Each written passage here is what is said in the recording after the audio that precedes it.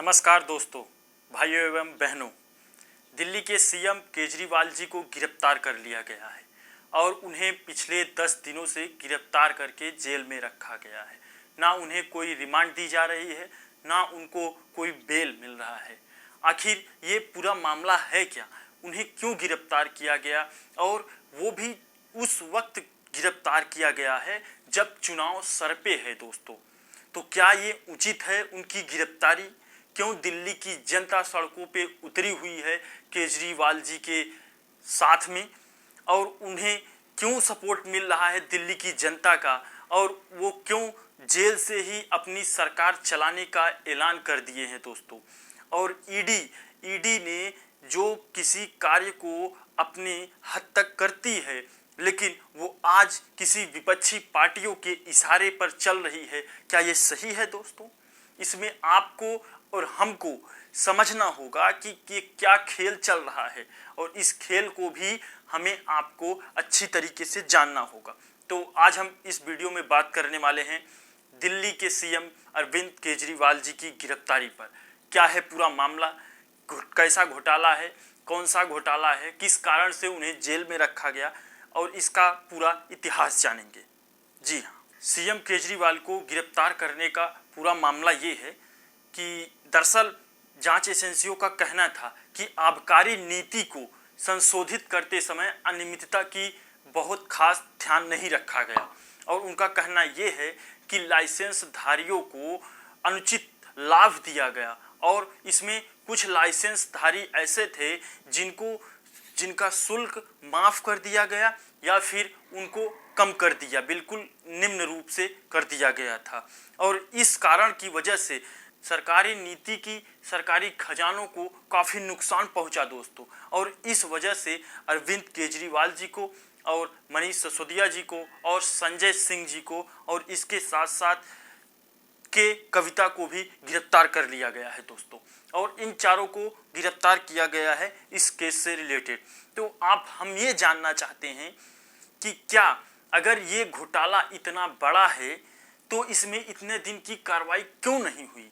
ED अभी action क्यों लिया? इतने दिनों से अरविंद केजरीवाल जी को क्यों गिरफ्तार नहीं किया गया? आखिर गिरफ्तार उस समय किया गया जब आचार संहिता लग चुका है और इसके साथ साथ यहाँ पर चुनाव सर पे खड़ा हुआ है।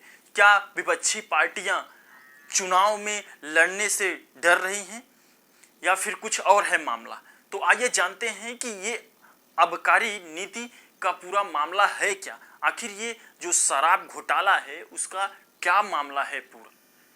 दरअसल दिल्ली सरकार की तरफ से शराब की बिक्री से गड़बड़ी को रोकने के लिए और राजस्व को बढ़ावा देने के लिए सरकार ने नवंबर 2021 में अपनी नई उत्पाद शुल्क नीति में सुधार किया था दोस्तों। और इसके सुधार करते हुए उन्होंने इसका ये खास ध्यान रखा कि दिल्ली में शराब की खुदरा बिक्री और सरकारी बिक्री और निजी जो ठीके थे, जो अपने निजी तरीके से थे, उनको समान तरीके से होनी चाहिए, और उनको समान तरीके से करने के लिए ये कदम उठाया गया था दोस्तों। और इसके साथ साथ उत्पाद शुल्क और विभाग को हर साल लगभग 4,500 करोड़ रुपए को मिलना था दोस्तों। कितना? 4,500 करोड़ रुपए मिलना था, और इसी के चलते ये एक्शन लिया गया था। लेकिन दिल्ली सरकार की आबकारी नीति 2021-22 में सरकार ने खुदरा कारोबार को पूरी तरीके से निजीकरण कर दिया, और इसी के साथ साथ इस तरह की उत्पाद शुल्क की चोरी और अवैध तरीके से शराब की बिक्री पर अंकुश लग गया दोस्तों। और अंकुश लगने के साथ साथ इसमें 10,000 करोड़ रुपए की राजस्व की कमाई का लक्ष्य भी रखा गया दोस्तों। 10,000 करोड़ रुपए की कमाई का लक्ष्य भी रखा गया था। और राजधानी के सभी 272 नगर पालिका वार्डों में से प्रत्येक में कम से कम 2 शराब की दुकानें होना अति आवश्यक थी। ये कानून में निजी तरीके से लिखा गया था दोस्तों। और इसमें कोई संदेह नहीं है कि हर वार्ड के एक गांव पे दो दो दुकानें या उससे अधिक खुली हुई है दोस्तों। जैसे कि हम और आप जानते होंगे कि लॉकडाउन के समय सबसे ज्यादा शराब बिक्री दिल्ली से हुई थी दोस्तों। आइए उसका कुछ वीडियो भी देखते हैं। पड़ी अभी आप देखिए, इस वक्त हम मौजूद है मयूर विहार, दिल्ली के मयूर विहार के एक शराब की दुकान पे, जहां आप देखिए लोग कितनी बड़ी संख्या में उमड़े हुए हैं। लोग महीने महीने भर का स्टॉक लेकर के जा रहे हैं, जैसे कि कहीं फिर से पिछली बार की तरह लॉकडाउन ना लग जाए, ताकि परेशानी ना हो जाए।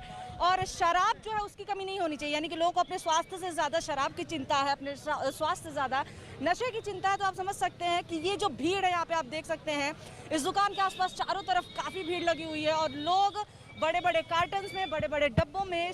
तो जैसा आपने देखा दोस्तों कि कितनी भारी जनसंख्या में लोगों ने लॉकडाउन के समय दिल्ली में शराब को खरीदा और उसका उपयोग किया। तो इतने पैसे इकट्ठे करते हुए सरकार को कहां से घोटाला कर दिया, ये किधर से घोटाला हुआ, इसी की जानकारी के लिए जी हां दोस्तों, दिल्ली के मुख्य सचिव नरेश कुमार ने जुलाई 2022 में नई आबकारी नीति की लेकर जांच शुरू कर दी थी और उन्होंने बताया कि नीति में जानबूझकर और बहुत सारी खामियां को बरती गई और इसमें लाइसेंस धारियों को अनुचित लाभ भी दिया गया, अनुचित लाभ दिया गया। और इसके साथ साथ उन्होंने इस सूचना को दिल्ली के उपराज्यपाल के साथ शेयर किया और उन्होंने बताया कि ये खामियां हमारी इसमें बरता गया। और दिल्ली के उपराज्यपाल बीके सक्सेना ने सीबीआई जांच की मांग कर दी। वो सीबीआई जांच जो किसी को नहीं छोड़ती, जिसके पीछे पड़ी उसका खत्म ही कर देती है कहानी। तो सीबीआई जांच की मांग करते हुए उन्होंने इसकी घोषणा की और मुख्य सचिव की जांच के कुछ मुद्दे को सीबीआई ने एफआईआर के रूप में दर्ज करते हुए केस दर्ज किया और इसी के साथ साथ इन सब के ऊपर जांच शुरू हो गया दोस्तों। मैं ये नहीं कह रहा कि जांच सही है या गलत है, लेकिन ये जरूर कह सकता हूं कि इस वक्त केजरीवाल जी को गिरफ्तार करना शायद गलत होगा, क्योंकि इस समय चुनाव सरफे है। अगर विरोधी पार्टियां उनके ऊपर ये काम करती है, क्योंकि मुझे अब ईडी पर तो भरोसा नहीं रहा, क्योंकि ईडी विपक्षी पार्टियों के प्रति कार्रवाई करती है और पक्षधार के पार्टी जो रहे। और दोस्तों जिस वक्त यह घोटाला हुआ उस समय डिप्टी सीएम रहे मनोज सिसोदिया और उसी समय इन्हें आबकारी मंत्री परिषद भी बनाया गया था। और दोस्तों मैं आपको बताऊं कि ये अन्य आरोपी भी इस रिपोर्ट में शामिल किए गए थे, जिसमें थे संजय सिंह के कविता और अरविंद केजरीवाल जी भी शामिल। इसमें ये भी आरोप लगाए गए कि इसमें जो ठेके संचालक होते हैं उनको भी कानूनी रूप का उल्लंघन करने को कहा गया और इस वजह से इनके पास बहुत सारे मनी एकत्रित हुए दोस्तों। और ये कहा गया कि चंद जो ठेके वाले थे उनको काफ़ी फायदा दिया गया दोस्तों इसके माध्यम से, और ये आरोप भी लगाए गए। हालांकि आम आदमी पार्टी की तरफ से कुछ दाखिले किए गए कि उन्होंने बताया कि इस आरोप पर दिल्ली सरकार का जो भी कहना था, वो दिल्ली सरकार ने कहा कि नई आबकारी नीति फरवरी 2021 में दिल्ली कैबिनेट द्वारा संचालित गठित मंत्रियों के समूह की एक रिपोर्ट के आधार पर तैयार की गई थी। ऐसा नहीं है कि किसी हवाई के रूप में इसे तैयार किया गया और इसे पास करा दिया गया। यहाँ कैबिनेट की मंत्रियों के द्वारा इसे तैयार किया गया और उसके बाद इसको पास किया गया था। इस नीति और उसके नियमों और शर्तों का भी कैबिनेट द्वारा मंजूरी ली गई थी दोस्तों। ये आम आदमी पार्टी की तरफ से कहा गया था। और इसी के साथ साथ इसे नवंबर 2021 में नीति को एलजी द्वारा अनुमोदित कर दिया गया था और उसके बाद इसे लागू किया था कानूनगत रूप से। जिस समय ये पूरी कार्रवाई की जा रही थी उस समय मनीष सिसोदिया के पास वित्त और उत्पाद शुल्क का विभाग था और इसी के माध्यम से ईडी ने ये भी आरोप लगाया कि थोक विक्रेताओं को 6 किडबैक यानी 6% किडबैक के बदले 12% मार्जिन की अनुमति दी गई दोस्तों। 6% के हिसाब से 12% कर दिया गया उनकी जो मार्जिन थी, और इस तरीके से काफ़ी सारे घोटाले किए गए। और यह पूरा घोटाला 292 करोड़ रुपए से अधिक का है दोस्तों, जिसका आरोप ईडी ने आम आदमी पार्टी के ऊपर लगाया है। दोस्तों, आपको ये जान के हैरानी होगी कि तेलंगाना के पूर्व सीएम और चंद्रशेखर राव की बेटी के कविता ने इसमें केजरीवाल को 100 करोड़ रुपए दिए थे इस घोटाले को शामिल करने के लिए, और इस तरीके से सीएम केजरीवाल के ऊपर ये केस दर्ज किया गया दोस्तों। और ये भी कहा जा रहा है मीडिया के माध्यम से कि इनको वीडियो कॉल पे भी मुख्य आरोपी से इस मामले में बात करते हुए पकड़ा गया है दोस्तों। तो आगे जानते हैं क्या है मामला। दोस्तों, केजरीवाल को गिरफ्तार कर लिया गया है, लेकिन अभी तक ये ईडी प्रूव नहीं कर पाई कि शराब घोटाले कैसे हुए और इसमें कौन कौन शामिल है और उसमें केजरीवाल जी शामिल है या नहीं है। ईडी ने अब तक कुल मिला के 200 से अधिक छापे मार चुकी है, और उसके बावजूद भी कोई भी सबूत उसको नहीं मिला है दोस्तों।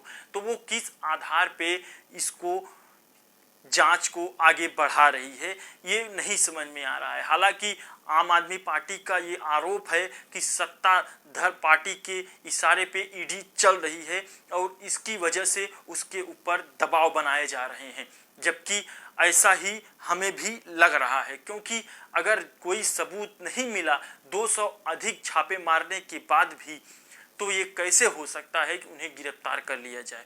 फिलहाल हालांकि इसमें जो भी कार्रवाई होगी अब वो कोर्ट की तरफ से होगी दोस्तों। तो आइए आगे जानते हैं कि सीएम केजरीवाल के ऊपर कौन से आरोप लगाए गए और किस धारा के तहत इनको गिरफ्तार किया गया है। और आपको ये जान के हैरानी होगी कि इनके ऊपर जो धारा लगाया गया है इसमें किसी भी तरीके का कोई चांस नहीं है कि इन्हें बेल मिल सके या फिर वो जेल से छूट सके दोस्तों। तो ये एक साजिश रची जा रही है इनके खिलाफ दोस्तों। तो आइए जानते हैं।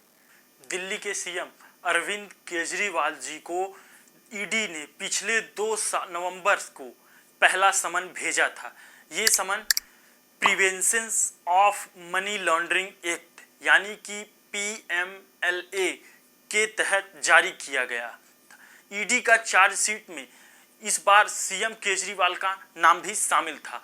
ये आरोप है कि जब एक्साइज पॉलिसी 2021-22 तैयार की जा रही थी तो इसमें कई आरोपी केजरीवाल के संपर्क में थे दोस्तों। ये ईडी का कहना है, इस तरीके से उस पर कार्रवाई की जा रही है। तो आइए जानते हैं कि क्या है PMLA जिसके तहत अरविंद केजरीवाल जी को गिरफ्तार किया गया है और कितना मुश्किल है इससे छूटना उनको या जमानत मिलना दोस्तों।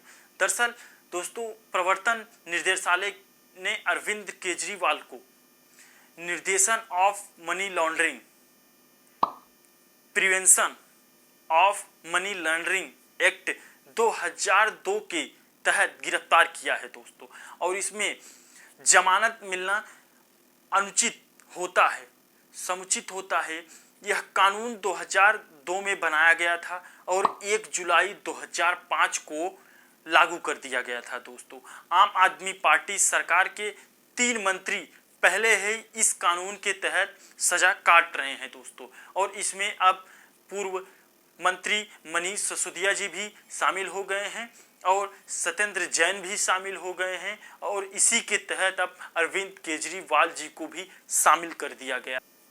आपको बता दें कि दिल्ली के सीएम को शराब घोटाले से संबंधित मनी लॉन्ड्रिंग मामले में ईडी ने जिस शोधन निदेशालय अधिनियम के तहत 2002 PMLA के तहत गिरफ्तार किया है, उसमें केजरीवाल को कानून की गिरफ्तारी से निकलना बहुत मुश्किल है दोस्तों। वो बहुत मुश्किल भरा रास्ता होता है दोस्तों इससे बचने के लिए।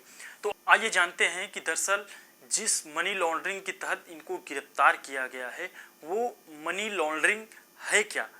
आसान भाषा में अगर हम आपको बताएं दोस्तों, तो ये गैर कानूनी तरीके से कमाए गए पैसे को छिपाने को ही मनी लॉन्ड्रिंग कहते हैं। जैसे आपने किसी ब्लैक मनी को वाइट कर दिया या फिर किसी छुपाए हुए पैसे को कमा रहे हैं आप और उसको छुपा के रख रहे हैं, यो होगा। यह एक अवैध प्रक्रिया है जो काले धन के सफ़ेद करने में काम किया जाता है। इसी धन की हेरा फेरी करने वाले को लाउंडर भी कहा जाता है। दरअसल पीएमएलए की धारा 45 का जिक्र दिल्ली के मुख्यमंत्री अरविंद केजरीवाल जी पहले भी कर चुके हैं, जिनको उनको अंदेशा था।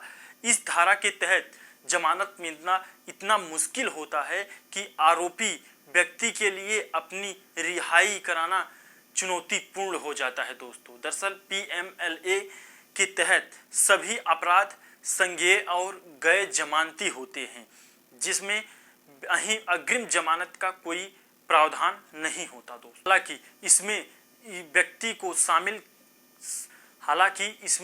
को साबित करना पड़ता है कि उसके ऊपर लगे सभी आरोप निराधार हैं, उसके बाद ही उसको जमानत मिल सकती है। दरअसल धारा 45 के तहत जमानत के लिए 2 शर्तें सख्त होती हैं दोस्तों। वर्तमान सरकार ने 2018 में पीएलएमए के संशोधन किया था, जिसमें इसमें धारा 45 के तहत जमानत की 2 सख्त शर्तें होती हैं दोस्तों। पहला यह कि कोर्ट को यह मानना होगा कि व्यक्ति या आरोपी दोषी नहीं है, और दूसरा यह है कि जमानत के दौरान आरोपी का जो अपराध है वो करने की आगे कोई मंशा नहीं होगी, ये भी उसको सिद्ध करना होगा और उसके बाद ही उसको जमानत दिया जा सकता है दोस्तों।